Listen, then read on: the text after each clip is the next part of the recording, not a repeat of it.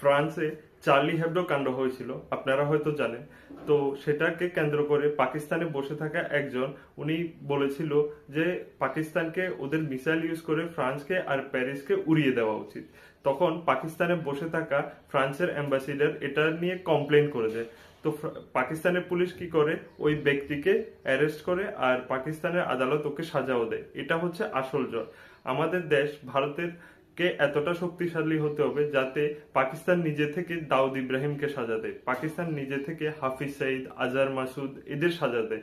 আর যদি ওরা এরকম না করে তাহলে ইউএস এর মতো কেউ ওদের ঘরে ঢুকে গিয়ে যদি ওসামা বিন লাদেনের মতো কাউকে হত্যা করে তাহলে সেটা ওরা বলতেও না পারে।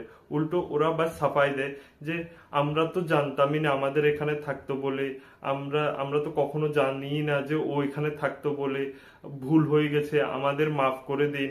তো এরকম করে, এটা হচ্ছে আসল জয়। আর এরকম জয় পাওয়ার জন্য কিসের দরকার? এরকম জয় পাওয়ার জন্য ইউএস এর মতো আমাদের অর্থনীতি হতে হবে, ইউএস এর মতো আমাদেরকে ইউনিভার্সিটি তৈরি করতে হবে, ইউএস এর মতো আমাদেরকে যে রিসার্চ সেন্টার সেরকম তৈরি করতে হবে, একটা ডেমোক্রেটিক সেট আপ তৈরি করতে হবে, আর ফ্রিডম আর ইন্ডিপেন্ডেন্ট জুডিশিয়ারি সিস্টেম তৈরি করতে হবে। তখন এই ধরনের জয় আসে। আর এই ধরনের জয়ের জন্য এগুলোকে করতে হবে, নাকি আমাদের ধর্ম পুরনো 500 বছর আগে, 1000 বছর আগে কি হয়েছিল সেটা। আমাদেরকে ভবিষ্যতে বাঁচতে হবে, বর্তমানে বাঁচতে হবে, নাকি অতীতে।